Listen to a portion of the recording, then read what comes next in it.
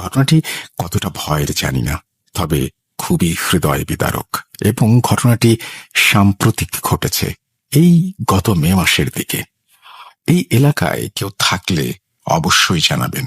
এই ঘটনাটি শেয়ার করেছেন ভূত.কমের একজন একনিষ্ঠ শ্রোতা মোহাম্মদ স্বপন শেখ, সিরাজগঞ্জ জেলার শাহজাদপুর উপজেলার খুকনি ইউনিয়নে গোপীনাথপুর গ্রামের বাসিন্দা। ঘটনাটি ঘটেছে তার পাশের এলাকা জালালপুর ইউনিয়নের কোনো এক গ্রামে। প্রসঙ্গত কিছু কারণে সে গ্রামের নামটা এড়িয়ে যাচ্ছি। যাই হোক, স্বপন বলতে শুরু করে।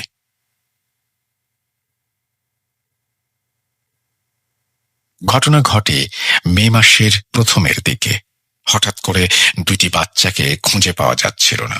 এই নিয়ে এলাকায় মাইকিং পর্যন্ত হচ্ছিল। ছেলে দুটো সম্পর্কে আপন খালাতো ভাই ছিল এবং বয়সও প্রায় একই, ওই ৩-৪ মাসের পার্থক্য আর কি। সেদিন রাত ভোর খোঁজাখুঁজি করেও ছেলে দুটোর হদিস মেলেনি। পরদিন সবাই দেখে যমুনা নদীর পার বাঁধার জন্য আমাদের এলাকায় যে প্রচুর বালির স্তূপ রাখা হয়েছিল, তার মাঝে একটি অগভীর ডোবা আছে। সেখানে বাচ্চা দুটোর লাশ ভেসে উঠেছে। বিষয়টাতে সবাই খুব অবাক হয়, কারণ গতরাতে ওই ডোবার মধ্যে নেমেও খোঁজা হয়েছে। মাত্র হাঁটু সমান পানি, এমনকি পাশে যমুনা নদীতে নেমেও খোঁজা হয়েছে, কিন্তু কোথাও পাওয়া যায়নি। এই নিয়ে এলাকার মানুষের মধ্যে অনেক তর্ক বিতর্ক শুরু হয়ে যায়। ডোবাটা খুবই অল্প গভীর, আর নদী থেকে ভেসে যে এখানে আসবে সেরকমও কোনো নালা বা খাল নেই। চারিদিকে বালুর স্তূপে ঘেরা। যাই হোক, পুলিশ এসে লাশ দুটোকে নিয়ে যায়। যদিও ময়না তদন্তে জানা যায় স্বাভাবিকভাবেই পানিতে ডুবেই মৃত্যু হয়েছে বাচ্চা দুটোর। এই মর্মান্তিক ঘটনা ঘটার 1 সপ্তাহ পর এলাকার পরিবেশ মোটামুটি স্বাভাবিক হলেও যে দুজন মা কোলের সন্তান হারিয়েছে তাদের অবস্থা খুবই বেহাল ছিল। আচ্ছা, এখানে বলে রাখি, ওই 2 বোনের মধ্যে বড় বোনের নাম রেহানা এবং ছোট বোনের নাম রোকসানা, ছদ্মনাম। তাদের মধ্যে রেহানার শ্বশুর বাড়ি আমার বাড়ি থেকে 1 কিলোমিটার দূরত্বে, আর রোকসানার বাড়ি নদীর ওপারে ওই 2-2.5 কিলোমিটারের মধ্যে, এবং তাদের বাপের বাড়িও আমাদের এলাকায়। আমার একটা চাউলের ব্যবসা আছে। দোকানটা আমাদের এলাকার বাজারেই। সেখান থেকে ছোট ব্যবসায়ী সহ এলাকার প্রায় সবাই পাইকারি ও খুচরো চাল কেনে। সেই সুবাদে এলাকার প্রায় সবার সাথেই আমার আলাপ বন্ধুত্ব গড়ে উঠেছে। রেহানা এবং রোকসানা আপার ছোট ভাই রাশেদ ভাইও আমার দোকানে চাল নিত। ঘটনার সপ্তাহখানেক পর একদিন রাশেদ ভাই চাল নিতে এলে আমি সেই মর্মান্তিক ঘটনার ব্যাপারে বিস্তারিত জানতে চাই। প্রথমে সে এড়িয়ে যায়, কিন্তু আমি একটু ধরাধরি করতেই এক প্রকার কান্নায় ভেঙে পড়ে। হাজার হোক, আপন রক্তের ছোট্ট 2 ভাগ্নের সাথে এরকম মর্মান্তিক ঘটনা ঘটে গেছে। আমি তাকে সান্ত্বনা দেওয়ার পর সে ধীর স্বরে বলতে শুরু করে।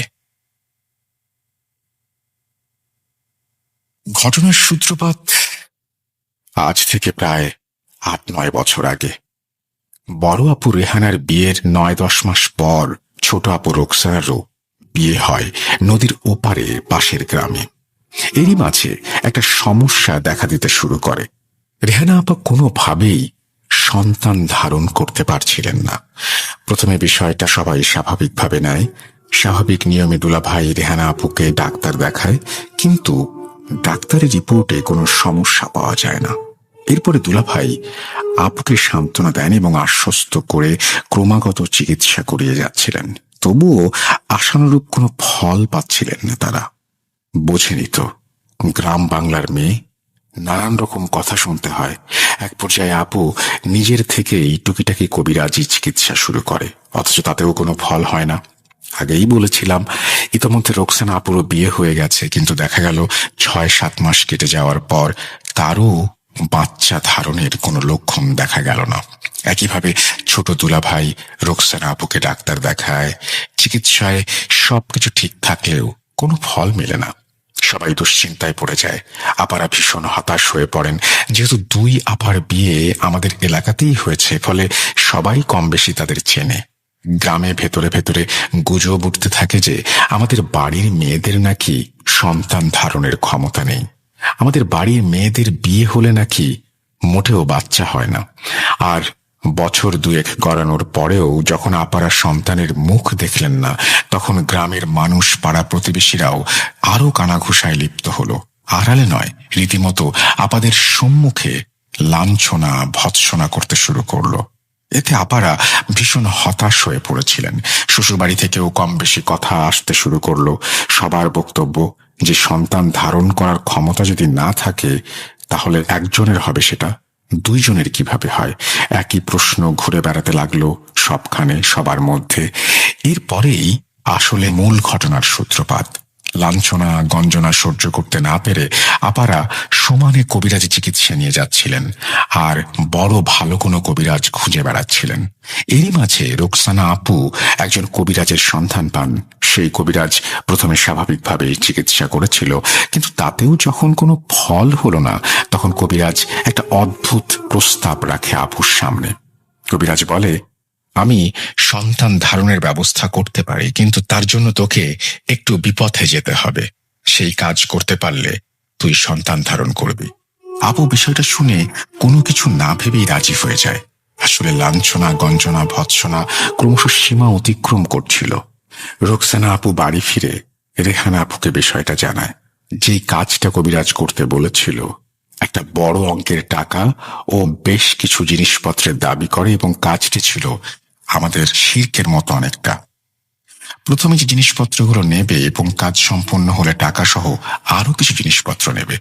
বিষয়টা শুনে রেহানা আপু কোনো কিছু না ভেবে রাজি হয়ে যান, এবং সেই মতো তারা দুজনেই পরদিন কবিরাজের সাথে গিয়ে দেখা করেন এবং তিনি কিছু শর্ত দেন। ঠিক আছে, তবে শোন, প্রথমে তোদের দুজনের দুটো আলাদা কবরস্থানে গিয়ে এক নতুন কবর থেকে মাটি নিয়ে আসতে হবে। এরপর 3 রাস্তার মোড়ে মাটি সহ 7 ঘাটের পানি ও যমুনা নদীর পানি এবং 2 জোড়া কবুতর, 2টা খাসি দিতে হবে। তারপরে আমি আমার কাজ করব। কবরের বিষয়টা শুনে আপারা ভয় পান, কিন্তু মাতৃত্বের স্বাদ ভয়কেও ছাপিয়ে গিয়েছিল। তারা রাজি হয়ে যান। কবিরাজ পরিষ্কার করে একটা বিষয় বলে দিয়েছিল যে আপারা যখন কবরস্থানে গভীর রাতে মাটি আনতে যাবে, তখন নাকি কবরস্থানে ঢোকার আগে পর্যন্ত বিভিন্ন ধরনের লোমহর্ষক ভয়ঙ্কর আওয়াজ পেছন থেকে ভেসে আসতে পারে, কিন্তু আপারা যেন কোনোভাবেই পেছনে না তাকায়। ভয় করলেও আপারা সম্মতি জানিয়ে বাড়ি ফিরে আসে। এরপর নির্দিষ্ট দিনে অমাবস্যার রাতে যে যার গ্রামের কবরস্থানে গিয়ে নতুন কবর থেকে মাটি জোগাড় করেন। সমস্যা তেমন একটা দেখা দেয়নি, ওই টুকিটাকি 2-1টা ছাড়া। কবরস্থানে যাওয়ার সময় পেছনে কখনো শেয়ালের আওয়াজ, কখনো কুকুরের আওয়াজ, কখনো বা ঝরঝর শুকনো পাতার শব্দ, মনে হয় কেউ শুকনো পাতার উপরে হেঁটে এগিয়ে আসছে, এই আর কি। তবুও আপারা সাহস করে সেইখানে গিয়েছিলেন। বোধহয় মাতৃত্বের লোভ ও লাঞ্ছনা গঞ্জনা থেকে চিরতরে মুক্তি পেতে এই 2টা আকাঙ্ক্ষাই তাদের সাহস জুগিয়ে গিয়েছিল। বাকি সবকিছু মোটামুটি জোগাড় হলেও 2 জোড়া কবুতর ও খাসি কেনাটা একটু চাপ হয়ে যাচ্ছিল, কারণ আপাদের অবস্থা ততটা ভালো ছিল না। কবুতর জোগাড় হলেও খাসি জোগাড় করা দুষ্কর হয়ে পড়েছিল। তবুও তারা কোনো রকমের জোগাড় করে সবকিছু নিয়ে কবিরাজের কাছে যান। কবিরাজ সবকিছু বুঝে নিয়ে বলেন, ঠিক আছে, তোরা পরবর্তী অমাবস্যায় আয়, আমি 2টি জিনিস দেব, তোরা সেটা ব্যবহার করতে পারলেই তোরা যা চাস তাই হবে। যাই হোক, আপারা আবারও পরবর্তী অমাবস্যার রাতে কবিরাজের বাসায় গেলেন এবং দেখলেন যে দরজা বন্ধ। আপারা কবিরাজের দরজায় যাওয়ার পর দেখেন বন্ধ দরজার ভেতর থেকে কিছু কথোপকথন ভেসে আসছে। কবিরাজের কথা বুঝতে পারলেও অপর প্রান্তের মানুষটির কথা বোঝা যাচ্ছিল না। এটুকুই বুঝতে পেরেছিল তারা ঠাহর করে যে কবিরাজ কাউকে বলছে যে সবকিছু ঠিক আছে, নিয়ম মাফিক সব ব্যবস্থা হবে, এই সব আর কি। অনেকক্ষণ ডাকাডাকির পর কবিরাজ দরজা খুলে আপাদের ভেতরে আসতে বলে। আপারা ভেতরে গেলে কবিরাজ তাদেরকে একটি বিশেষ ধরনের তেল ও খাবার পানি দেয় এবং বলে 7 দিন ওই পানিটি খেতে এবং তেলটি মালিশ করতে বলে।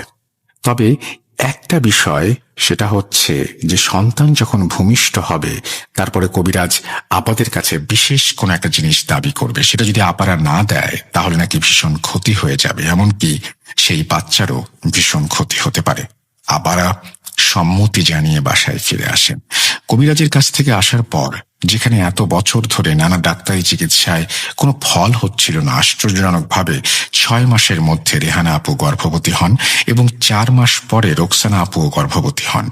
নির্দিষ্ট সময়ে দুজনের কোল আলো করে দুটি ছেলে সন্তানের জন্ম হয়। এলাকাবাসী যেমন বিস্ময়ে অবাক হয়ে বিষয়টি দেখেছিল, তার থেকেও দুই পরিবার খুবই আনন্দের মধ্যে ভেসেছিল।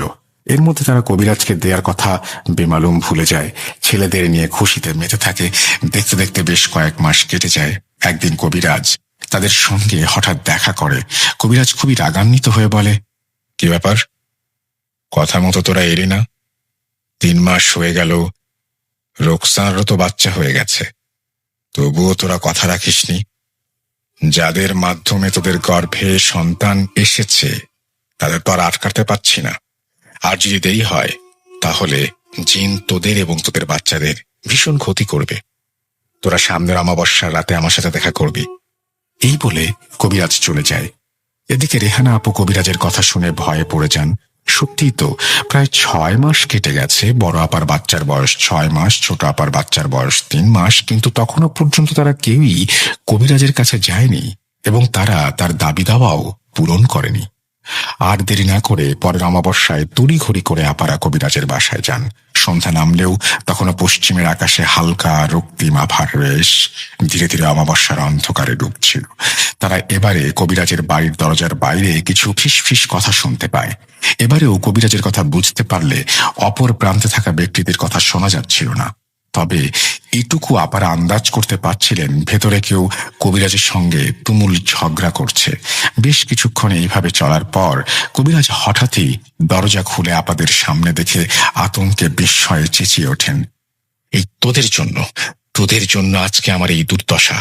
তোরা যদি দ্রুত আমার বলা শর্তগুলো পূরণ না করিস তাহলে কিন্তু ফল ভালো হবে না। আমি মরতে নারাজ। নিজের প্রাণ বাঁচাতে আমি সেই শয়তান জিনদের তোদের বাচ্চাদের পেছনেই লেলিয়ে দেবই বলে রাখলাম। আপারা পরিষ্কার করে কবিরাজের কাছে শুনতে চায় যে কি চায় সে। কবিরাজ ভয়ার্ত কণ্ঠে বলে, সেই শয়তান জিনগুলো এখন খেপে গেছে। এদের শান্ত করতে হলে তোরা 2 বোন মিলে 2 মণ করে 4 মণ মিষ্টি, 2 জোড়া রাম ছাগল অবশ্যই দিবি। 2 জোড়া রাম ছাগলের মূল্য বাংলাদেশি টাকায় প্রায় 3 থেকে 4 লক্ষ টাকা এবং মিষ্টির দামও নেহাত কম নয়। আগেই বলেছি 2 বোনের অবস্থা ততটা সচ্ছল ছিল না। এতগুলো টাকা একসঙ্গে তারা বের করতে পারবে? আপারা বিনীতভাবে অনুরোধ করে কবিরাজকে বলে, যদি টাকাটা কিছুটা কমানো যায় তাহলে এটা তাদের পক্ষে দেয়া সম্ভব হবে, না হলে সম্ভব না। সেই কথা শুনে কবিরাজ আবারও চরম ক্ষেপে যায় এবং চেঁচিয়ে উঠে বলে, তোদেরকে আগেই বলেছিলাম যা চাইবো শর্ত মাফিক তাই দিতে হবে, নইলে ভীষণ বিপদ। তোরা যদি এখন রাজি না থাকিস তাহলে তোদের বাচ্চাদের প্রাণ নিয়ে টানাটানি হবে। এই পর্যায়ে রেহানা আপু চুপ থাকলেও রোকসানা আপু রীতিমতো রেগে যায় এবং বাত বিতণ্ডার ঝগড়াঝাটি শুরু করে দেয় কবিরাজের সাথে। আপু চেঁচিয়ে বলে ওঠে, যত সব ভণ্ডামি! আল্লাহ যদি বাচ্চা না দেয় তাহলে কি বাচ্চা হতো? তোমার এই ভণ্ডামি বন্ধ করো। এত কিছু দেয়া আমার পক্ষে সম্ভব না। আরো কিছু কথা কাটাকাটির পর আপু ভীষণভাবে ক্ষেপে গিয়ে কবিরাজের সামনে যত জিনিসপত্র ছিল সব লন্ডভন্ড করে, লাথি মারে। রেহানা আপুকে নিয়ে সেখান থেকে তারপরে চলে আসে। আসার সময় কবিরাজ পেছন থেকে চেঁচিয়ে বলে, ঠিক আছে, যা যা, তোদের কিছু দিতে হবে না, খুব শীঘ্রই তোরা টের পাবি। আরো বেশ কয়েক মাস কেটে যায়। বাচ্চারা তখন ধীরে ধীরে হামাগুড়ি দিতে শুরু করে। এরই মাঝে একটা অদ্ভুত বিষয় শুরু হয়। একদিন রেহানা আপু দেখে ছেলে হঠাৎই সন্ধ্যার পর থেকে ভীষণ কান্নাকাটি করে। সে কান্না থামতেই চায় না, সারা রাত কান্না করে। আপু বেশ দুশ্চিন্তায় পড়ে যায়। পরদিন রোকসানা আপুকে ফোন দিয়ে সব বলে। তার আগে রোকসানা আপু একই কথা বলে ওঠে। বাচ্চা দুটো প্রায় 1-1.5 কিলোমিটার দূরত্বে দুটো আলাদা আলাদা বাসায় বড় হচ্ছে, তা সত্ত্বেও একই সময়ে সন্ধ্যার পরে কেন বাচ্চা দুটি প্রচন্ড কান্না করে? মানে সে কান্না থামানো যায় না। এভাবে আরো বেশ কয়েকদিন কেটে যায়। ডাক্তার দেখিয়ে তবুও কোনো মতেই বাচ্চা দুটোকে সামলানো যাচ্ছিল না। নিয়ম করে প্রতিদিন সন্ধ্যার পরেই বাচ্চা দুটো কান্না শুরু করত। সেই কান্না ধীরে ধীরে বাড়তে থাকে, যেন মনে হয়েছে বাচ্চা দুটো কোনো কিছুর আতঙ্কে কান্নাকাটি করছে। ওইটুকু শিশু দোলনায় ঘুমানোর সময় হঠাৎ ঝাঁকুনি দিয়ে জেগে উঠে কান্না শুরু করত। এইভাবে বেশ কয়েকদিন চলার পর বাচ্চা দুটো ভীষণভাবে দুর্বল হয়ে পড়ে। হাড়গোড়গুলো বেরিয়ে আসে, কেবলই যেন চামড়া দিয়ে ঢাকা আছে জীবন্ত প্রাণ দুটি। বাচ্চা দুটো দিনের বেলায় স্বাভাবিক থাকলেও সমস্যাটা দেখা দিত শুধুমাত্র সন্ধ্যার পর থেকে সারা রাত। আপারা ভীষণ চিন্তায় পড়ে যান। হয়তো ঝামেলা হবার পর কবিরাজ বোধহয় কিছু একটা করেছে। পরিস্থিতি ক্রমশ বেহালের দিকে যাচ্ছিল দেখে আব্বার নির্দেশে আপারা বাচ্চাদের নিয়ে চিকিৎসার জন্য আমাদের বাসায় কিছুদিনের জন্য থাকতে আসেন। তারা আমাদের পাশের মসজিদের ইমাম সাহেবকে বিষয়টা জানান। সবকিছু শুনে ইমাম সাহেব জানান যে মাগরিবের আজানের পর তিনি আমাদের বাসায় আসবেন। মাগরিবের পর ইমাম সাহেব কথা মতো বাসায় আসেন, কিন্তু বাসার সীমানায় ঢোকার আগেই নাউজুবিল্লাহ আস্তাগফিরুল্লাহ বলে পুনরায় ফিরে যান। আমি উঠোনেই ছিলাম। আচমকাই আঁখ থেকে ইমাম সাহেবের এইভাবে ফিরে যেতে দেখে খুবই অবাক হই এবং পিছু পিছু দ্রুত তার বাসায় যাই। সেখানে গিয়ে জিজ্ঞেস করতে উনি খুবই আতঙ্কিত স্বরে বলেন, দেখো রাশেদ, আমি এই কাজটা করতে পারবো না। সন্ধ্যাবেলায় নামাজ আদায় করে বাসা থেকে বেরোনোর পর থেকেই রাস্তায় কেন জানি অস্বস্তি অনুভব করছিলাম। চারপাশে মনে হচ্ছিল বেশ কয়েকটা ছায়া মূর্তি ঘুরে বেড়াচ্ছে। তবুও আমি তোয়াক্কা না করে দোয়া দুরুদ পড়ে এগোতে থাকি। কিন্তু তোমাদের বাসার সামনে পৌঁছানোর পর দক্ষিণের আম গাছটার দিকে চোখ পড়তে শিউরে উঠি। দেখি 4টি কালো ধোঁয়ার মতো অবয়ব গাছের ডালে বসে আছে। কিছুই বোঝা যাচ্ছিল না ঠিক করে। আচমকাই অবয়বগুলো একসাথে যেন চাপা কণ্ঠে বলে ওঠে, ভেতরে যাচ্ছিস, লাশ হয়ে ফিরবি।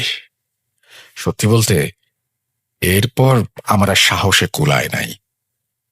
আমার পক্ষে সম্ভব না, তোমরা অন্য কোনো বড় আলেম অথবা হুজুরকে দেখাও।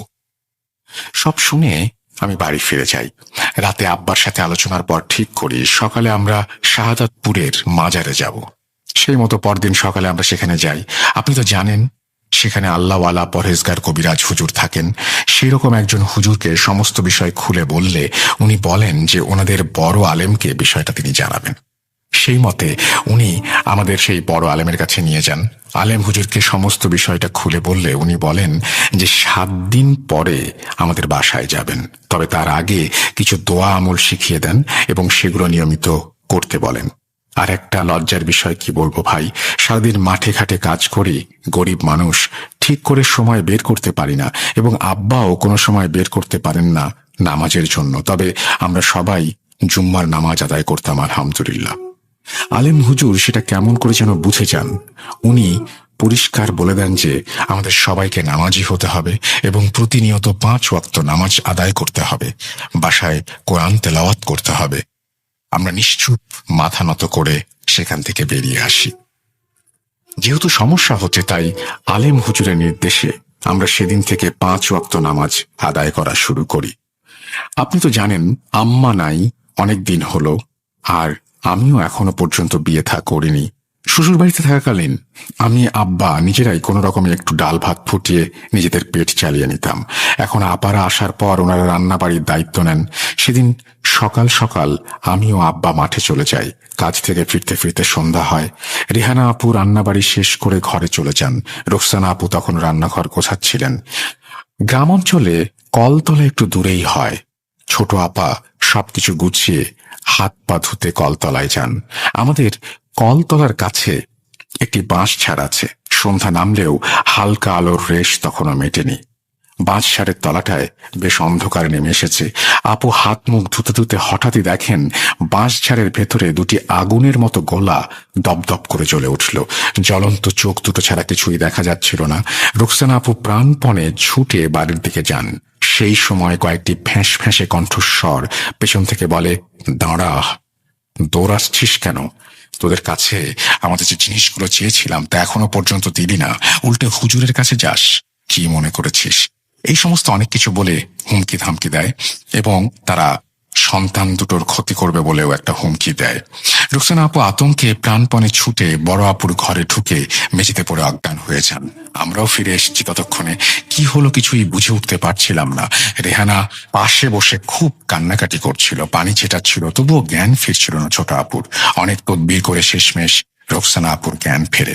জ্ঞান ফিরতেই ছোট আপু ভীষণ কান্নাকাটি শুরু করে দেন এবং কলতলার বিষয়টা বলেন। আব্বা, আমি, রেহানা আপু কোনো মতেই তার কান্না থামাতে পারছিলাম না। রেহানা আপু নিজেও কাঁদতে কাঁদতে বীর বীর করে কিছু বলছিল। তাদের দুজনকে ভীষণ ভয়ার্ত দেখাচ্ছিল। আব্বা সান্ত্বনা দিয়ে বলে ওঠেন, চিন্তা করিস না, চিন্তা করিস না আম্মা, এগুলো তোর মনের ভুল। যদি কিছু ঘটতো তাহলে রেহানাও শুনতে পেত। বাচ্চাদের নিয়ে চিন্তা করিস, তাই এরকম ভয় পাস। ইনশাল্লাহ হুজুর সব ঠিক করে দেবেন। আর তোরা কি সব বলছিস আমি কিছু বুঝতে পারছি না। কি বলছিস তোরা? জিনে জিনে কি করেছে? কবিরাজের সাথে ঝগড়া, এসব কি? ঠিক সেই সময় কান্না থামিয়ে ধীরে ধীরে রেহানা আপু সবকিছু খুলে বলেন। তখনই আমি জানতে পারি বিষয়টা। এর আগে আমি, আব্বা কেউই জানতাম না এভাবে তারা শিরকের কাজ করেছেন। এখন আর কি করা? আব্বা দুঃখের স্বরে বলেন, চিন্তা করিস না, সবকিছু ঠিক হয়ে যাবে, দাদাদের কিচ্ছু হবে না ইনশাআল্লাহ। এই 7 দিনে আর তেমন কিছু না ঘটলেও বাচ্চাদের কান্নার পরিমাণ ক্রমশই বাড়ছিল। 7 দিন পর মাগরিবের আজান শেষ হলে আলেম হুজুর আমাদের বাসায় আসেন। তিনিও বাসার সীমানায় ঢোকার আগে বেশ কিছু নানাবিধ দোয়া দুরুদ পড়ে তারপরে বাসায় প্রবেশ করেন। প্রবেশ করার পর হুজুর ঘুরে ঘুরে সবকিছু দেখছিলেন।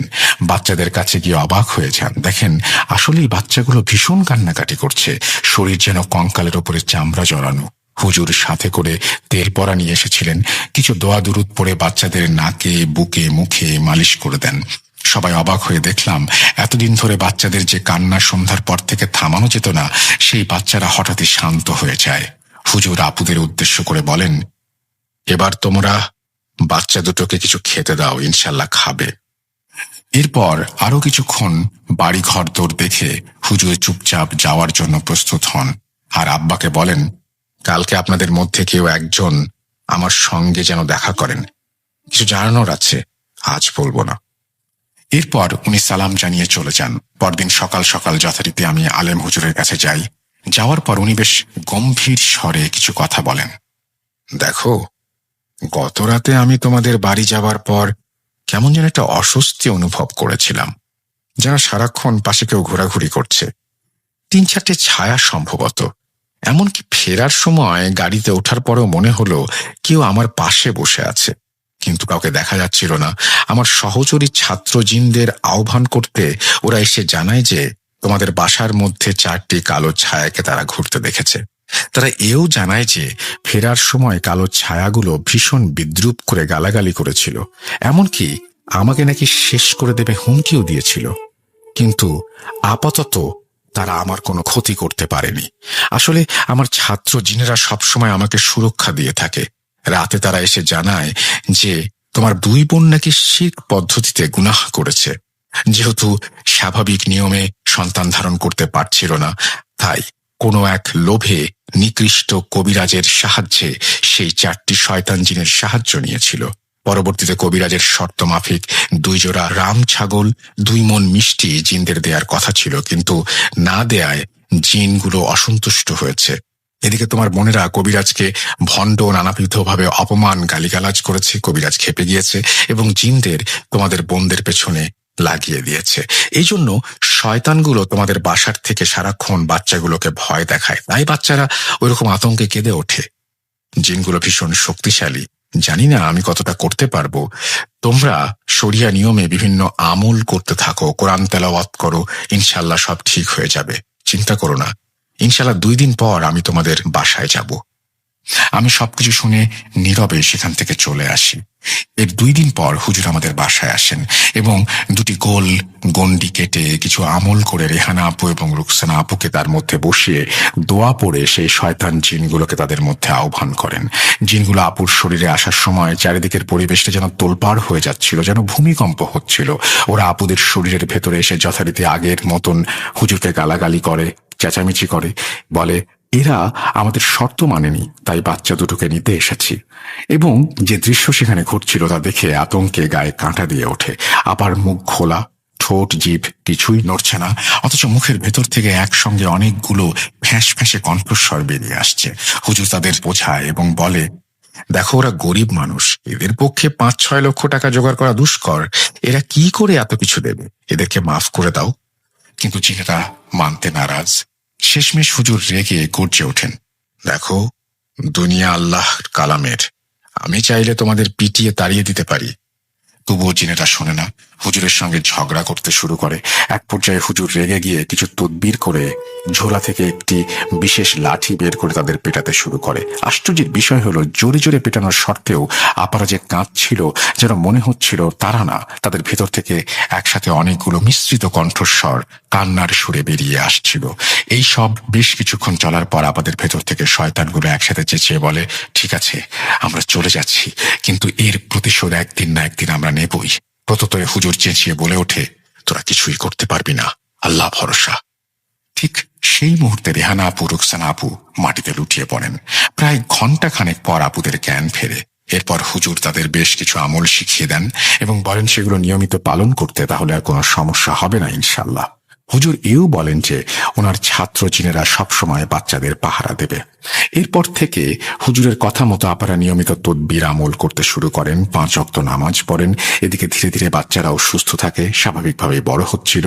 এইভাবে বেশ কিছু বছর কেটে যায়, কোনো সমস্যা হয় না। বর্তমানে এই অঘটনের প্রায় 3-4 মাস আগে হুজুর স্বাভাবিক বার্ধক্যজনিত কারণে ইন্তেকাল করেন। ঠিক তারপর থেকেই আবারও সমস্যাগুলো দেখা দেয়। কিন্তু এতগুলো বছর স্বাভাবিকভাবে কেটে যাওয়ার ফলে আপারা ও আমরা কেউই ধারণা করতে পারিনি যে শয়তান জিনগুলো আবারও ফিরে আসবে। তবে বাচ্চা দুটো খেলতে গেলে মাঝে মাঝে ফিরে এসে আম্মাদের জানাতো তাদেরকে 4 জন মানুষ প্রায়ই ডাকে, এসো, এসো আমাদের সঙ্গে, এসো, খাবার দেব, খেলনা দেব, এসো। আপারা ভেবেছিল হয়তো কোনো ছলে ছেলে ধরা ভুলিয়ে ফালিয়ে বাচ্চাদের ধরতে এসেছে। তখনও আমরা ধারণাই করতে পারিনি যে শয়তান জিন এভাবে এসে ঘুরে বেড়াচ্ছে। আপারা বাচ্চাদের যথারীতি বুঝিয়ে দেন যে এরকম কোনো মানুষ যদি লজেন্স, খেলনা, মিষ্টি দিয়ে ডাকে তাহলে যেন তারা না যায়। এরই মাঝে একদিন ভাগ্নে দুজন আমাদের বাড়িতে বেড়াতে আসে। তার ঠিক 3 দিনের মাথায় অঘটন ঘটে যায়। সারাদিন মাইকিং হয়, এলাকায় খোঁজাখুঁজি হয়, কিন্তু ভাগ্নে দুজনের কোথাও খোঁজ পাচ্ছিলাম না।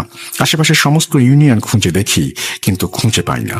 দেখতে দেখতে রাত হয়ে আসে, তবুও আমাদের খোঁজা শেষ হয় না। এদিকে আপারা কাঁদতে কাঁদতে প্রায় অজ্ঞান হয়ে মাঝরাতে হঠাৎই দুজনে একসাথে চেঁচিয়ে জেগে ওঠে এবং হাউমাউ করে কাঁদতে থাকে। আপাদের একটু ধাতস্থ করে জানতে পারি যে স্বপ্নে তারা দেখেছে 4 জন শয়তান জিন এসে আপুদের বলছে, তোদের বলেছিলাম না প্রতিশোধ নেবই, প্রাপ্য বুঝে নেব।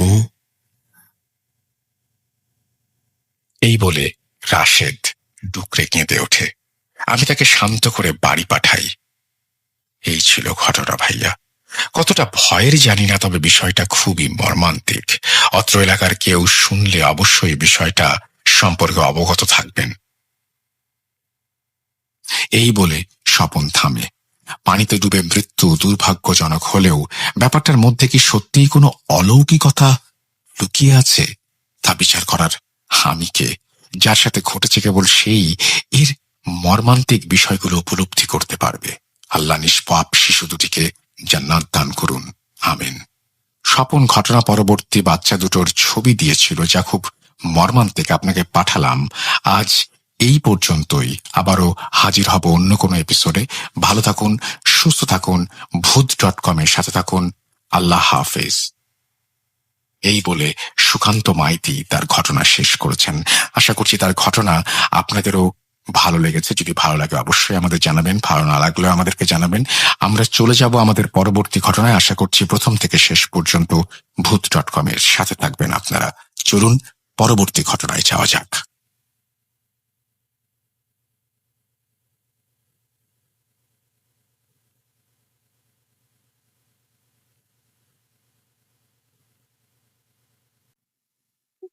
আমিও ভালো আছি এবং ভালোর দলে আছি।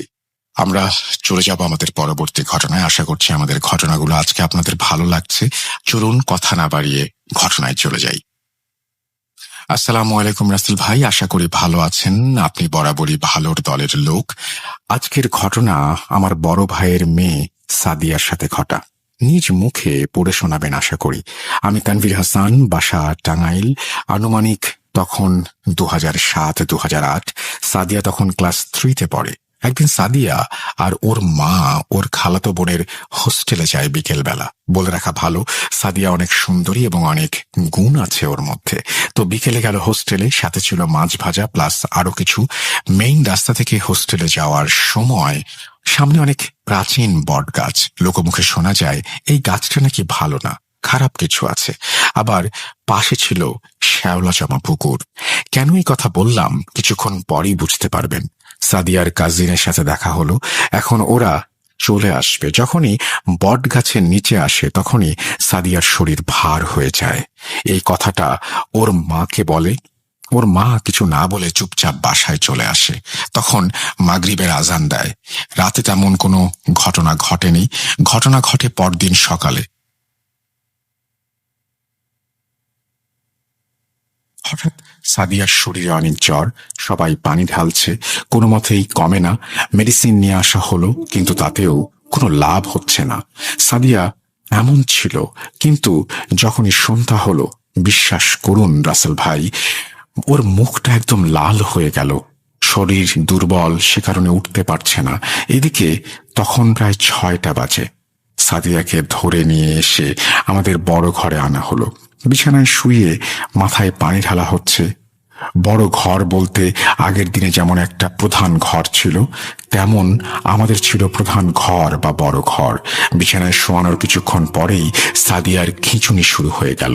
আমরা সবাই ভয় পেয়ে গেলাম।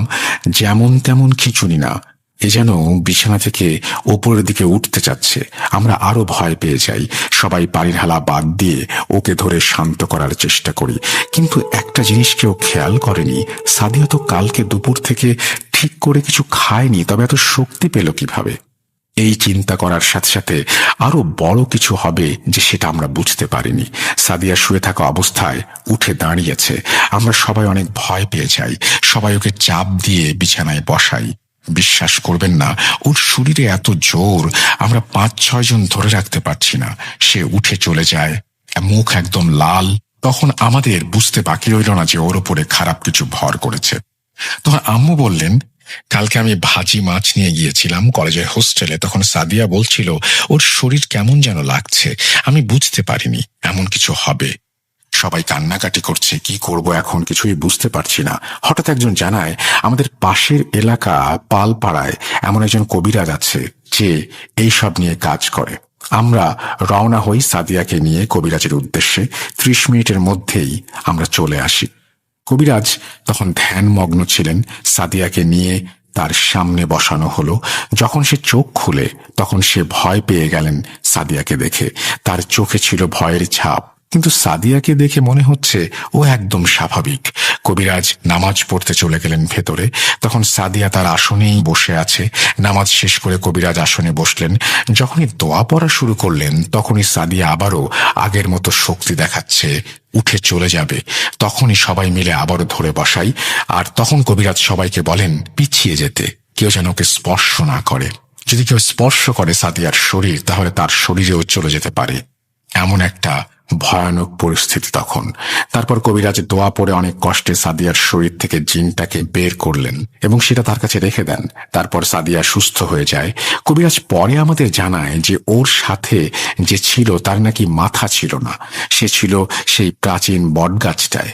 এই বলে তিনি আসন থেকে উঠে আমাদের চলে আসতে বলেন। সাদিয়া তখন একদম সুস্থ। যদি এখানেই সব শেষ হতো তাহলে অনেক ভালো হতো, কিন্তু কপালে আরো কি লেখা ছিল তখনও আমরা কি কিছু বুঝতে পেরেছিলাম? অনেক বছর চলে যায়। এখন 2021। সাদিয়া মেডিকেলে পরীক্ষা দেবে। আগেই বলেছি ওর অনেক গুণ। এটাও ওর গুণ ছিল, ও লেখাপড়ায় ভালো। পরীক্ষার ঠিক 6 মাস আগে আবার হঠাৎ আগের মতো জ্বর, মাথা ব্যথা, অনেক বেশি অসুস্থ হয়ে পড়ে। অনেক ডাক্তার দেখানো হলো। সবাই বললেন বেশি পড়ার চাপে নাকি ওর নার্ভে সমস্যা হয়েছে। আমরা ধানমন্ডি একটা হসপিটালে নিয়ে যাই, তাকে দেখাই। অনেক মেডিসিন তারা অ্যাডভাইস করে। কয়েকদিন ঠিক ছিল, কিন্তু কয়েকদিন পর আবারও আগের মতো অবস্থা হয়ে গেল। এবার আরো ভয়ানক হয়ে গেল অবস্থা। এখন শরীর কাঁপুনি দিয়ে জ্বর আসে। 1 ঘন্টা পরেই সে উঠে বসে থাকে। আমরা খেয়াল করলাম সে কথা বলতে পারছে না, কানেও শুনতে পারছে না। আমরা অনেক ভয় পেয়ে যাই। আমরা এই কাহিনীগুলো জানতে পারছি সাদিয়ার হাতের লেখায়। হ্যাঁ, ও খাতায় লিখে লিখে দেখিয়েছে, মেসেঞ্জারে মেসেজও করেছে আমাকে, যে সে কিছু শুনতে পারছে না, কথা বলতে পারছে না, তার মাথায় অনেক ব্যথা, আরো অনেক কিছু। কিছুটা এমন, তার মাথায় মনে হচ্ছে কেউ মরিচ ঘষছে, কাঁচা মরিচ। মগজ বের করে কেউ যেন সেখানে মরিচ মিশিয়ে দিচ্ছে। এগুলো বলার পরেই শুরু হলো আসল কাহিনী। সাদিয়া নিজের হাতের ভেইনগুলো নিজেই টেনে ছিঁড়তে যায়, আমরা আটকাই। মাথায় যখন ব্যথা করে অনেক বেশি, তখন ও মাথার চুলগুলো টেনে ছিঁড়তে চায়। রক্ত বেরিয়ে এসেছিল একবার। 5-6 জন মিলে আমরা ওকে ধরে রেখেছিলাম। এক মুহূর্তের জন্য হাত ছাড়লে নিজের হাত নিজেই কামড়ে ছিঁড়তে চায়, চুল ছেড়ে।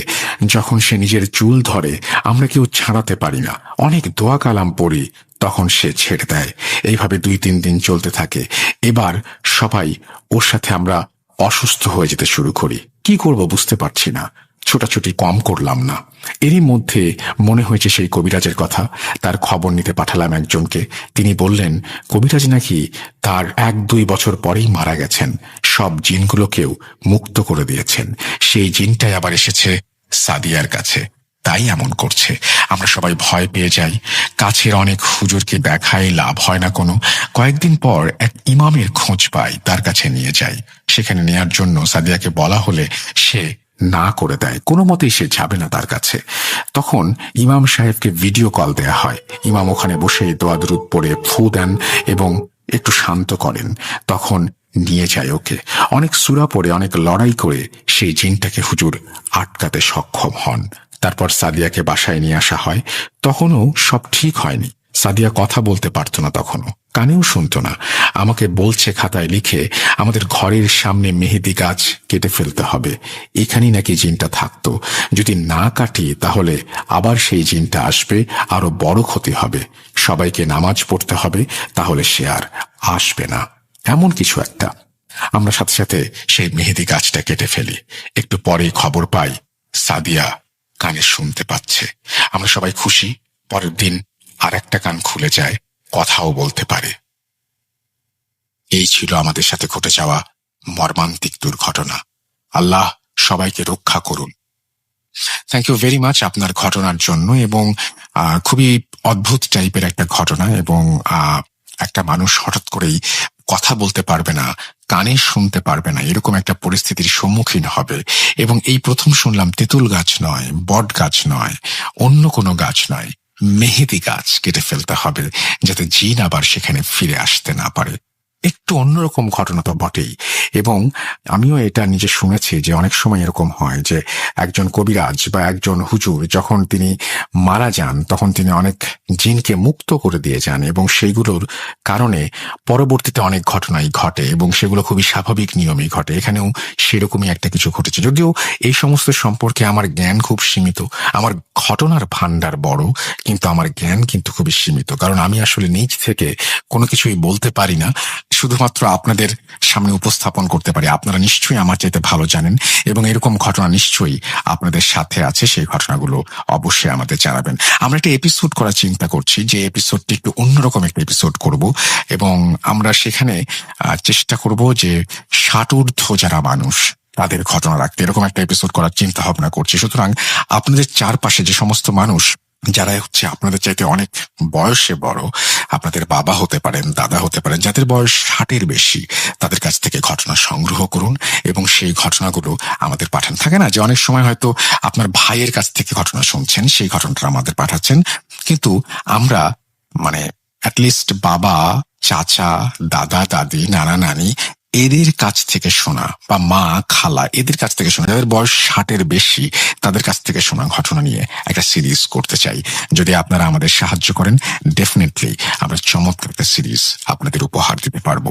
আপনারা শুনছেন ভূত.com, আমি রাসেল আছি সাথে, এবং আমাদের ইমেল অ্যাড্রেস হচ্ছে rasel.bhut@gmail.com, যেখানে আপনার ঘটনাগুলো পাঠাতে হবে।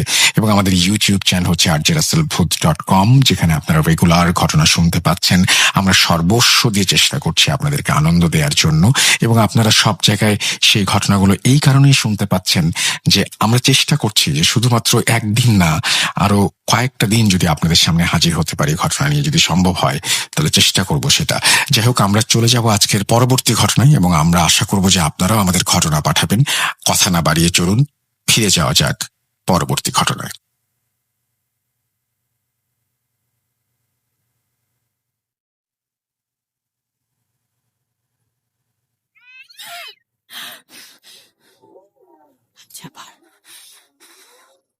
শুনতে পাচ্ছেন শব্দটা?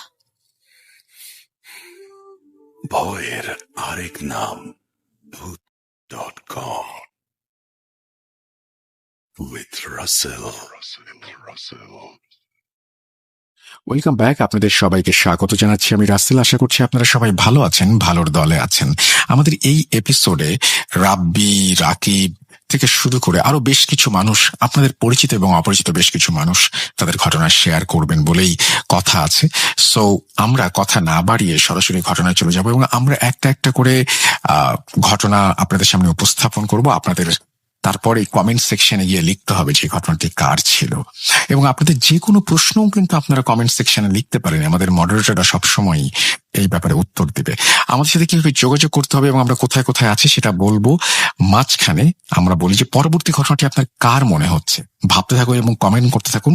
মাঝখানে আমি একটু বলে দিই কিভাবে আমাদের সাথে যোগাযোগ করবেন। আমাদের ইমেল অ্যাড্রেস russell.booth.com@gmail.com। আমাদের ইমেল অ্যাড্রেসের পাশাপাশি আমাদের ইউটিউব চ্যানেল লিঙ্ক হচ্ছে rjrussellbooth.com, আর আমাদের ফেসবুক পেজ হচ্ছে www.facebook.com/russell.স্বাধীন। আপনারা যারা যারা সঠিক উত্তর দিয়েছেন তাদের সঠিক উত্তরগুলো সেই মানুষগুলোর কাছে আমি বলবো যে যার ঘটনা তিনি যেন এবার কমেন্ট সেকশনে এসে থ্যাঙ্কস লিখে দেন। যারা শুনছেন তারা একটু আমরা একটু ইন্টারাক্টিভ করি শোটাকে। যাই হোক, চলুন শুরু করি তাহলে আমাদের প্রথম অডিও ক্লিপ, যেটি পাঠিয়েছেন কে মিলিয়ে নিন কমেন্ট সেকশনের সাথে।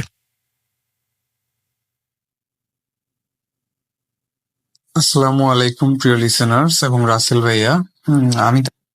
আমি সাধারণত লিখেই ঘটনাগুলো শেয়ার করি আপনাদের সাথে, কিন্তু আজকে মনে হইলো যে না, একটা ঘটনা আমি আসলে অডিও রেকর্ড করেও পাঠাই, যেহেতু কিছু ব্যস্ততার কারণে আমি লেখার সময় পাচ্ছি না। ছোট ঘটনা বলে ভাবলাম অডিও রেকর্ড করে আপনাদের সাথে শেয়ার করি।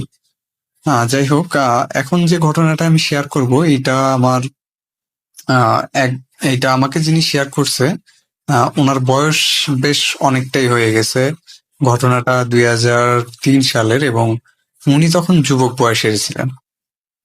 ওনারা যেটা করতেন, উনি গ্রামে ছিলেন, উত্তরবঙ্গেরই কোনো একটা জেলায় ওনার বাড়ি। আমি জেলার নামটা বলতেছি না, উনি ওনার পরিচয়টা গোপন রাখতে বলছেন আর কি। উত্তরবঙ্গের আপনারা জানেন যে শীতকালে কি পরিমাণ আসলে শীত পড়ে, এবং কুয়াশা তো মাত্রা অতিরিক্ত কুয়াশা পড়ে, যে শীত এবং কুয়াশায় অবস্থা খারাপ থাকে উত্তরবঙ্গের যখন বেশ শীতকালের মাঝামাঝি চলে। তখন উনি এইরকম একটা শীতের সময়ে ওনাদের একটা ডোবা ছিল বিলের মধ্যে। বিল বলতে হচ্ছে ধানের জমির মধ্যে একটা ডোবা ছিল, যেটা ওনার বাড়ি থেকে বেশ খানিকটা দূরে। তো ওই ধানের জমির মধ্যে যে ডোবাটা ছিল, শীতকালে সাধারণত আপনারা জানেন যে ডোবার মধ্যে পানি কম থাকে, তো শীতকালে হচ্ছে ডোবাটা সেচে অনেকেই মাছ ধরে। ওনাদের প্ল্যান ছিল যে ওনারা হচ্ছে ডোবাটা সেচে ওখান ডোবাটা মাছ ধরবে। তো এক্ষেত্রে ওনার যে কাজিন ছিল, ওনার গ্রামের আরো প্রায় 7-8 জন কাজিন ছিল, সবাই মিলে একটা প্ল্যান করে যে তারা হচ্ছে মাছ ধরতে যাবে আগামীকাল। এবং যেহেতু গ্রামে যেটা হয় সাধারণত যে সকালবেলা তারা খুব ভোরে মাছ ধরতে যায়, পানি সেচ দেয়। তো 2003 সালের ওই দিকের ঘটনা। তখন অনেক মানুষই যেটা করতো গ্রামে, আপনারা হয়তো যারা অনেক আগে গ্রামে থাকতেন তারা হয়তো জানেন যে বাঁশের একটা হোচা বলা হয় আর কি, আমাদের ওইদিকে আঞ্চলিক ভাষায়, আমি জানি না যে এটা অন্য জায়গায় কি বলা হয় আর কি, হোচা, যেটা দিয়ে অনেকেই আগে গরুর গোবর ফেলতে ব্যবহার করতো আর কি। তো এই হোচার হচ্ছে দুই পাশে দড়ি লাগায়ে ওইটা দিয়ে একটা পদ্ধতিতে দড়ি টেনে টেনে পানি সেচ দেয়া আগে মানুষ পুকুর বা ডোবাগুলো বেশি সেচ দিত আর কি। এরকম একটা ওনারা পরিকল্পনা করে যে ঠিক আছে, আমরা তাহলে কালকে সকালে ভোরে যে পানি সেচা শুরু করবো আলো ফোটার আগেই, এবং যখন ডোবা থেকে সব পানি বের করে ফেলা হয়ে যাবে, তখন বেশ সকাল হয়ে যাবে, তখন তারা নেমে মাছগুলো ধরে ফেলবে। এই কথা অনুযায়ী তারা যে যার বাড়িতে যে ঘুমায় পড়ে। তো ওনার যে বাড়িটা ছিল, ওনার রুমটা যেটা ছিল, সেটা ওনার পরিবারের যাদের রুম ছিল সেই রুমটা থেকে একটু সামনে, মানে উঠোনের সামনে কাচারি ঘর যেগুলো থাকতো, যেমন বাড়ির উঠোন পেরিয়ে কাচারি ঘর থাকতো, ওনার রুমটাও ছিল বাড়ির উঠোন পেরিয়ে কাচারি ঘরের মতোই আর কি। তো উনি কাচারি ঘরে ঘুমায় আছে, এইরকম একটা অবস্থায় হঠাৎ উনি খেয়াল করে ওনাকে কেউ ডাকতেছে বাইরে থেকে, ওনার নাম ধরে যখন কেউ ডাকতেছে, উনি হয়তো ঘুমের মধ্যে ছিল, একটা বা দুইটা এরকম একটা ডাক শুনছে। শোনার পরে উনি উঠে গেছে। ওনার ঘুম স্বভাবতই বেশ পাতলা, উনি যেটা বলে যে হালকা একটু শব্দ হলে উনি ঘুম থেকে জেগে যান। তো ওনাকে নাম ধরে ডাকার পরে উনি উঠে পড়েন। ওঠার পরে উনি উঠে যখন দরজা খুলে বাইরে বের হয়ে আসে, তখন দেখে যে ওনার একটা কাজিন, সে উল্টা দিকে ঘুরে আছে, মানে ওনার দিকে মুখ করে নেই, উল্টা দিকে ঘুরেই কথা বলতেছে যে কি ব্যাপার, তুই এখনো ঘুমাচ্ছিস? আমাদের তো মাছ ধরতে যাওয়ার কথা, শেষবি না? এখন উনি বলে যে হ্যাঁ, এখন কি ভোর হয়েছে নাকি কি অবস্থা? তো ওই ওনার যে কাজিন, সে বলতেছে যে এখন তো বেশ ভোর ভোর টাইপ হয়ে গেছে, চল আমরা আপাতত যাই, পানি সেচা শুরু করি, ওরা আস্তে আস্তে উঠে চলে আসবে না বাকি যারা আছে।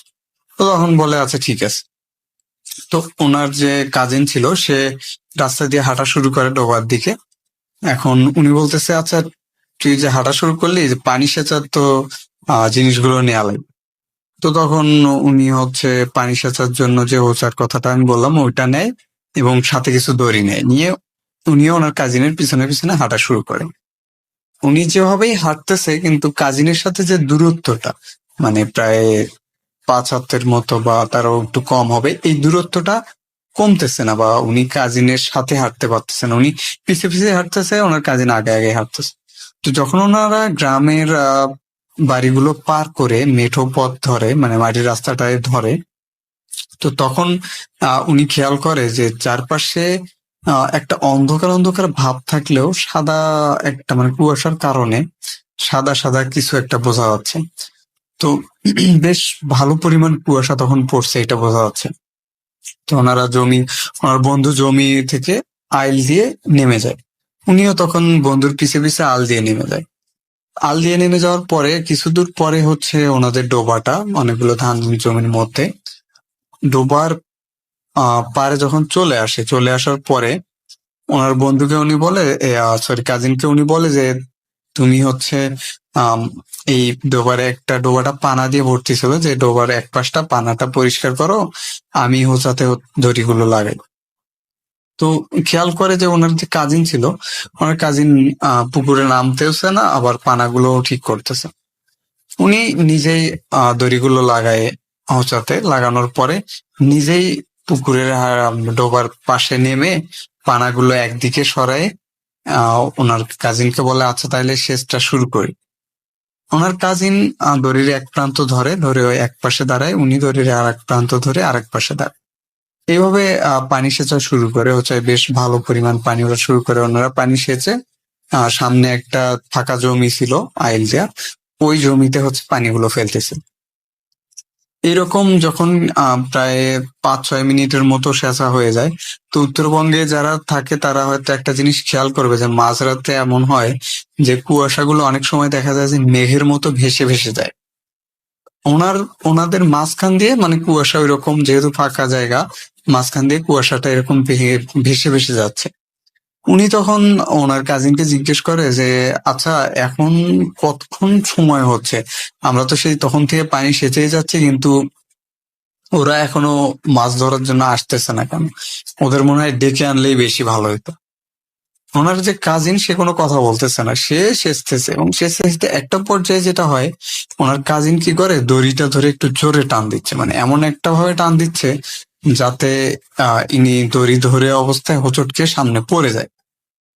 এইরকম কয়েকবার হওয়ার পরে হঠাৎ করে ওনার যে কাজিন অনেক জোরে দড়িটা টান দিয়ে ফেলে, এবং জোরে দড়িটা টান দেওয়ার ফলে যেটা হয়, উনি একদম হুড়মুড় করে ডোবার যেখানে পানাটা পরিষ্কার করছে ওখানে পড়ে যায়। ওখানে পড়ে যাওয়ার সাথে সাথে ডোবার পানি তো ওনারা অনেকটা, প্রায় 10-12 মিনিটে অনেকটা পরিমাণ সেচে ফেলছে। তো কাদা ছিল আর কি ডোবায়, বেশ গ্রামের ডোবাগুলোতে যেটা হয় যে অনেক ডোবাতে হাঁটু পরিমাণ কাদাও থাকে। উনি কাদার মধ্যে একদম সবকিছু জামা কাপড় সহ সবকিছু সহ শীতে কনকনা ঠান্ডা পানির মধ্যে উনি পড়ে যায়। উনি যখনই উপর হয়ে পড়ে যায়, পড়ে যাওয়ার সাথে সাথে উনি অনুভব করে যে ওনার ঘাড়ের উপরে কেউ লাফ দিয়ে উঠে ওনার ঘাড়টা একদম কাদার মধ্যে ঠেসে ধরছে।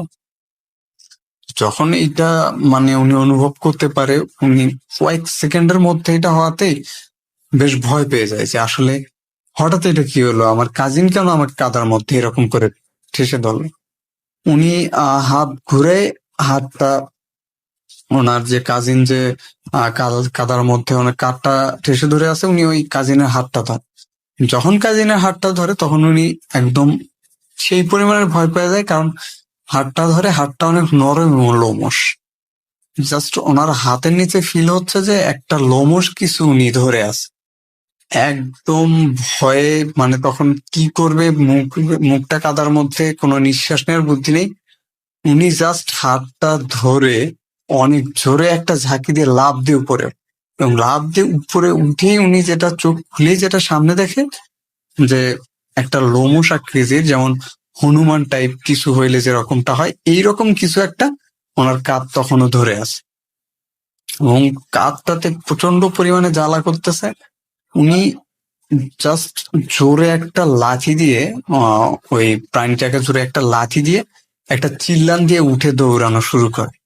যেহেতু শীতকাল এবং তখন কত রাত উনি বুঝতেছিল না, কোন দিকে দৌড়াবে এটাও বুঝতেছে না। জাস্ট ওনার মনে হইতেছে যে জীবন বাঁচাইতে হইলে ওনাকে দৌড়াইতে হবে। শরীর ভেজা, কাদা মাখামাখি অবস্থা, কনকনে ঠান্ডা পানিতে সবকিছু ভেজা, এদিকে প্রচন্ড বাতাস, ঠান্ডা বাতাস ওনার মুখে এসে লাগতেছে। উনি ভয়ে তখন দৌড়াইতেছে। তো দৌড়াইতে দৌড়াইতে ওনাদের যে বিলটা ছিল, এই বিলের মধ্যে একটা গাছ ছিল, একটা জায়গা ছিল, ওই জায়গাটা একটু উঁচু জায়গা। ওই উঁচু জায়গাটাতে যেটা হয় যে একটা গাছ ছিল, সেটা হচ্ছে রেইন ট্রি করাই গাছ ছিল। অনেকেই চিনে থাকবেন, গ্রামে যারা থাকেন তারা অনেকেই চিনবেন যে রেইন ট্রি করাই তো বেশ বড় একটা রেইন ট্রি করাই গাছ ছিল ওখানে। গাছের যেটা হয় যে সাধারণত ওই গাছের চারপাশের যে জায়গাটা ওইটা একটু মাটি দিয়ে উঁচু, এখানে কোনো ফসল ফলাতো না কেউ। আর হচ্ছে ওই জায়গাটাতে কিছু ঝোপঝাড় টাইপ, ছোট ছোট আগাছা টাইপ জন্মে থাকতো সবসময়। আর রেঞ্চি করাই গাছটা নিয়ে অনেকেরই কিছু ভীতি ছিল, বা গ্রামে অনেক কথা প্রচলিত ছিল যে ওই গাছে দুইজন কিছু সময়ের ব্যবধানে, মানে কয়েক মাসের ব্যবধানে গলায় দড়ি দিয়ে আত্মহত্যা করে। তো সাধারণত যারা রাত্রে বা সন্ধ্যায় জমিতে কাজ করতো, বা কাজ করতে করতে সন্ধ্যা হয়ে যেত, এমন কিছু লোক বলতো যে অনেক সময় দেখা যেত যে কেউ একটা আপসা কেউ বসে আছে রেইন ট্রি গাছের নিচে, এবং কাছে গেলেই দেখা যেত কেউ নেই। মানে এরকম অনেক কথা প্রচলিত ছিল। উনি যখন দৌড়ানো শুরু করে জমির মধ্যে দিয়ে দৌড়াইতে দৌড়াইতে একটা পর্যায়ে উনি ওই উঁচু জায়গাতেই হোঁচট খেয়ে ওই রেইন ট্রি গাছের নিচে পড়ে যায়। যখন উনি পড়ে যায়, পড়ে যাওয়ার পরে মানে পড়ে যাওয়ার আগে উনি খেয়াল করে যে হঠাৎ কয়েক সেকেন্ডের জন্য উনি পড়ে যাওয়ার সময় যে খেয়াল করে যে গাছের ডালে কিছু একটা উনি দেখছে। উনি তখন জাস্ট মানে কয়েক সেকেন্ডের মধ্যে এটা দেখে, উনি তো উপর হয়ে পড়ে যায়। পড়ে যাওয়ার পরে উনি চিত হয়ে ঘুরে যায় যে আসলে কি দেখলো উনি আবার। তো উনি ঘুরে সাথে সাথে উনি চোখের সামনে যেটা উপরে দেখতে পায়, উনি তো পড়ে আছে মাটিতে, এবং ঘোরার সাথে উনি দেখতে পায় যে উপরে ঠিক আবছা দেখা যাচ্ছে দড়িতে কেউ একজন ঝুলতেছে। মানে বাতাসে যদি ঝুলতে যেমন একটা হয় ওই রকম উনি দেখতেছে, গলায় দড়ি দেওয়া অবস্থায় কেউ একটা ঝুলতেছে, কিন্তু চেহারাটা বা ওইরকম আকৃতি খুব ভালোভাবে বোঝা যাচ্ছে না কুয়াশার জন্য, কিন্তু মনে হইতেছে কেউ একজন ঝুলতেছে। এইটা দেখার পরে ওনার আরো সেই রকম ভয় শুরু হয়ে যায়, কারণ এমনিতেই রাত, এখন রাত কত এটা বুঝতেছে না, অন্ধকার মতো একটা ভাব, তার মধ্যে একটা মরা গলায় দড়ি দেওয়া অবস্থায় ঝুলতেছে ওনার শরীরের উপর। এখন উনি কি করবে এটা বুঝতেছে না, উনি জাস্ট উঠে আবার জোরে একটা দৌড়ানো শুরু।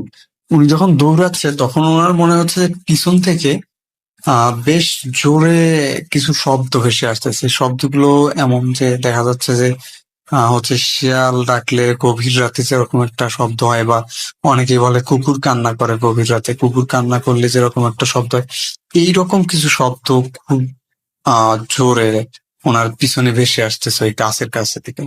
তো ওনার চিন্তা যে এই গাছে যেহেতু আসছে, এখান থেকে সোজা যদি আমি দৌড়াই তাহলে মাটির যে রাস্তাটা, মেঠো পথটা, ওই মেঠো পথে যে উনি আবার উঠবেন।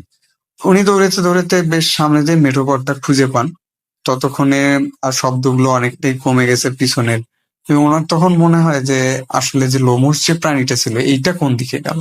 আমি যে লোমশ প্রাণীটাকে রেখে আসলাম, এটা কি আমার পিছনে দৌড়াচ্ছিল বা এটা কি আসতেছে নাকি? মানে উনি তখন আরো বেশি পরিমাণ ভয় পেয়ে যায়। তো এখন চিন্তা করে যে উনি যেখানে এসে উঠছে রাস্তার যে জায়গাটাতে, এখান থেকে উনি যদি ওনার গ্রামে বা ওনার বাড়ির দিকে যায়, তাহলে ওনাদের যে গ্রামের একটা কবরস্থান আছে এটা পার হয়ে ওনাকে যেতে হবে। মানে এই ভয়ের অবস্থায় ওনার সাহস হচ্ছে না যে কবরস্থান পার করে উনি হচ্ছে গ্রামে যাবে। আবার এই রাস্তায় যে দাঁড়ায় থাকবে এই সাহসটাও নেই, কারণ উনি গাছ থেকে মাত্রই একটা লাশ ঝুলতে দেখে আসলো, এবং এই প্রাণীটা যে এখন কই আছে, আবার এখানে এসে আক্রমণ করবে কিনা এটাও বুঝতেছে না।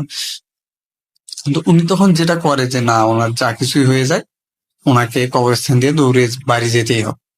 উনি রাস্তা দিয়ে আবার দৌড়ানো শুরু করে বাড়ির উদ্দেশ্যে। যখন উনি রাস্তা দিয়ে আবার বাড়ির উদ্দেশ্যে দৌড়ানো শুরু করে, একটা পর্যায়ে উনি যখন দেখতেছে যে কবরস্থানটা আর কিছু দূর গেলেই কবরস্থানটা সামনে আসবে।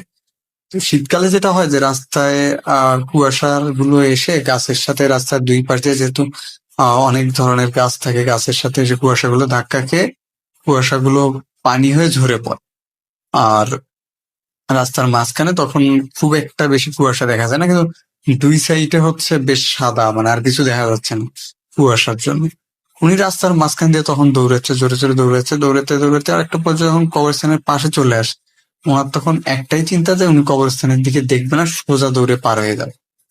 কিন্তু উনি যখনই কবরস্থানটার দিকে আসে, কবরস্থানে কিছু বাঁশঝাড় ছিল যেগুলো রাস্তার সাথে ছিল। গ্রামের কবরস্থানগুলো সাধারণত শহরের মতো হয় না, ওটা যেমন হয় যে বাঁশঝাড়ের পাশে বা দেখা যাচ্ছে যে অনেক ঝোপঝাড়ের মধ্যে কবরগুলো দেওয়া হয়, এবং ওইটা বাঁশের কিছু বেড়া দিয়ে বাউন্ডারি দেওয়া হয়, যেটা বাইরে থেকেও দেখা যায় বা রাস্তা থেকেও দেখা যায়। তো উনি যখন দৌড়াচ্ছে, দৌড়াতে দৌড়াতে একটা মনে হলো যে রাস্তার পাশে একটা বাঁশঝাড়, এবং বাঁশঝাড়ে একটা কাফন করা লাশ দাঁড়ানো অবস্থায়, মানে বাঁশের সাথে হেলান দিয়ে দাঁড়ানো অবস্থায় একটা কাফন করা লাশ। জাস্ট এইটা দেখে ওনার মানে ভয়ে আর কিচ্ছু মনে হইতেছে না, দৌড়াতে পারতেছে না, পা থেমে গেছে জাস্ট। উনি তখন ভয়ে লাফ দিয়ে রাস্তার এক সাইডে চলে আসে। কিন্তু উনি যখন ভয়ে লাফ দিয়ে রাস্তার এক সাইডে চলে আসে, মানে কবরস্থানের ঠিক অপোজিটে, তখন রাস্তার পাশে থাকা যে কোনো একটা গাছের সাথে ওনার মাথাটা বেশ সজোরে আঘাত করে। আঘাত করার পরে উনি রাস্তায় একদম পড়ে যায়।